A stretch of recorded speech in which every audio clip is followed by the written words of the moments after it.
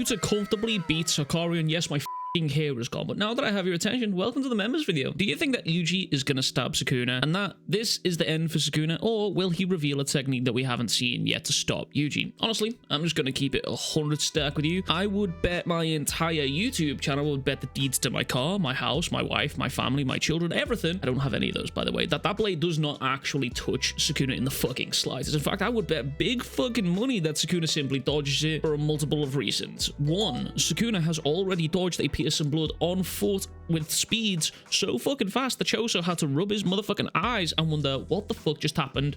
Where did Sukuna just go? Two, I feel as if the blade is going to fizzle out as Higuruma dies. Everything that is going on right now seems as if it is way too good to be true, and JJK also left us on a cliffhanger to hit us with the old switch and bait, so I refuse to believe otherwise. I've been hit way too many times by JJK. However, the little positive weeb inside of me tells me that there is a chance that this attempt does actually work, and Yuji Itadori actually has his fucking moment and stabs this motherfucker in the back. And one of the ways I think that this could happen is one of two ways. One, Higuruma's technique didn't fizzle out because he's holding on to deal life until that hit Yuji lands, so that's one.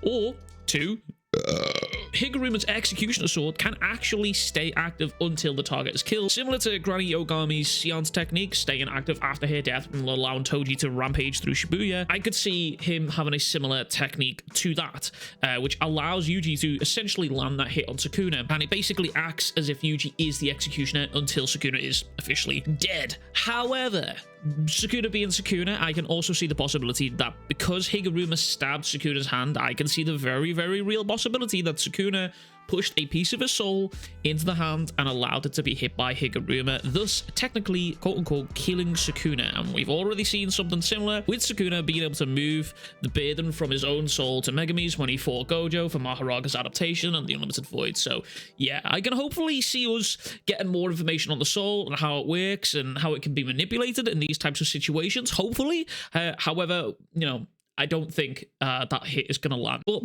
since we're on the topic of Megami, Matsup asks, if Megami comes back, do you think he will become stronger or just be normal? Yes, I absolutely do think he will be stronger. In fact, I actually dropped a video going over this topic briefly. If you want to check that video out after this one, by all means, be my guest. But in summary, yes, this man has been able to see what Sukuna has been able to do, even if this dude is in a catatonic state of just, I want to pass away right now.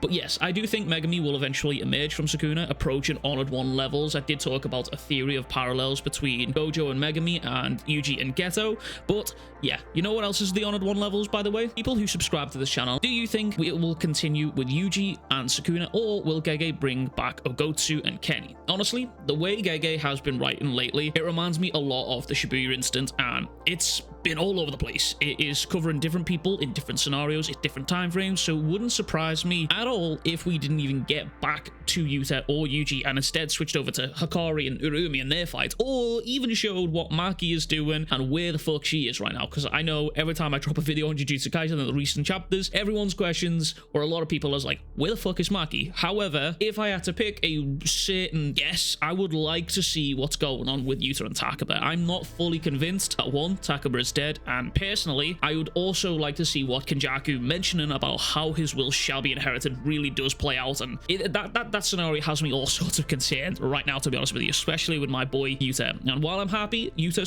secured us a very big victory in taking Kenny's head with the assist of Takaba here, I am not 100% convinced Kenjaku is going to go quietly at all. You do not spend 1,000 years body hopping and meticulously planning out devious plans to then die without a failsafe or a backup plan. I just refuse to fucking believe it.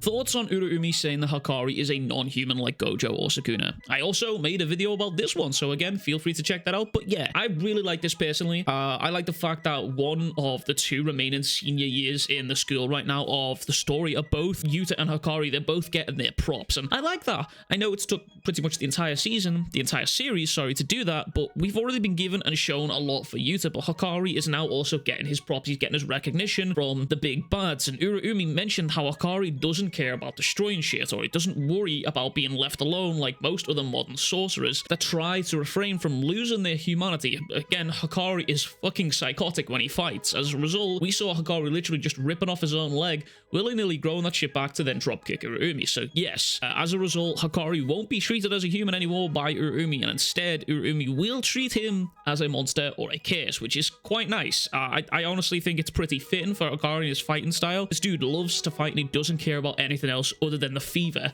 and according to Hikari, the fever never lies. Will Yuta come in to fight Sukuna? Honestly, I can't see it right now. There's a lot left to be wrapped up with Kenjaku, and Kenny definitely has some sort of plan in motion after having his head chopped off by Yuta. So I don't see Yuta joining the main fight anytime soon, but if I'm totally honest with you, I would be surprised if Yuta ever even joined the fight, considering he's been singled out in terms of cursed energy by Kenjaku. It wouldn't surprise me if Kenjaku had something in place to keep Yuta busy in the case and events that he ever did leave the school to find him, but who knows? I mean, like I said, the way Gege has been writing recently, it's been wildly unpredictable, so even more so than unusual. Anyway, that is everything from me.